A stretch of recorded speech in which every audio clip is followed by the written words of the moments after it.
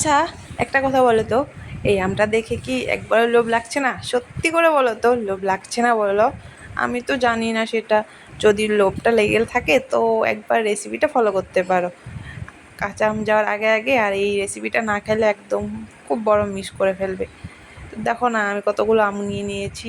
আম নিয়েছি বলতে আমাকে অনেকগুলো আম এনে দিয়েছে, অনেকগুলো। তো এগুলো দিয়ে অনেক কিছু বানিয়েছি, আচার বানিয়ে রেখে দিয়েছি। আরও আজকে ভাবলাম একটু মানে অন্যরকম করে বানাবো।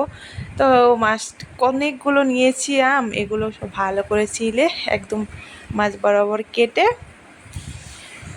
বীজটা ফেলে দিয়ে একদম দেখো না নিয়েছি, একদম পরিষ্কার করে অনেকগুলো আম নিয়েছি।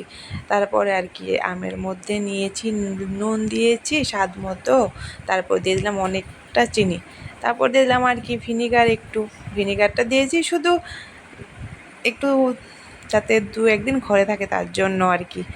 তো দিয়ে সবগুলো দিয়ে মেখে একদম পুরো ভালো করে মিক্স করে 2 ঘন্টা মতো রেখে দিয়েছিলাম।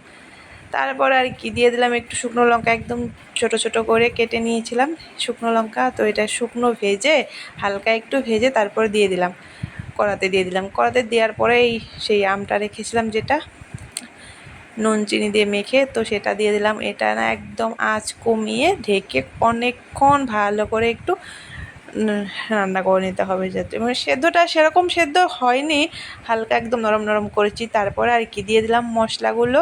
মশলার মধ্যে এখানে জিরে, ধনে, শুকনো লঙ্কা, তারপর আছে সাদা সর্ষে, কালো সর্ষে, একদম হালকা ফ্রাই করে বেটে নিয়েছি, শুকনো খোলায় ভেজে তারপরে বেটে নিয়েছি। তো সেই মশলাটা দিয়ে দিলাম, তারপর একটু হলুদ দিয়ে দিলাম, দিয়ে নাড়াচাড়া করে দেখো না এদিকে শেষ আমের মোরব্বা রান্না কমপ্লিট।